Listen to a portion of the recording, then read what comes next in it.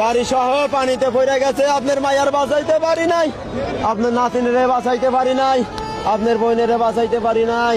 কত করে কইলাম আব্দুর রহমানের মা তোমরা বাড়ি থাকো, আমি যাই, আমার ডিউটি আছে, 29 তারিখে আমার ডিউটি। না তুমি একলা একলা যাবা, আমার একলা একলা ভালো লাগে না। এখন ঠিকই আমারে চাই রে, আমারে চাই রে, কেমনে আমারে একলা রাইকা চলে গেল। আমারে কয় আব্দুর রহমানের বাপ তোমারে না দেখলে আমার ভালো লাগে না, আমি বাড়ি থাকবো না। তোমারে না দেখলে আমার একটু ভালো লাগে না, আমার অস্থির লাগে। আমার তোমার সাথে আমি যাবো, আমি কি করবো।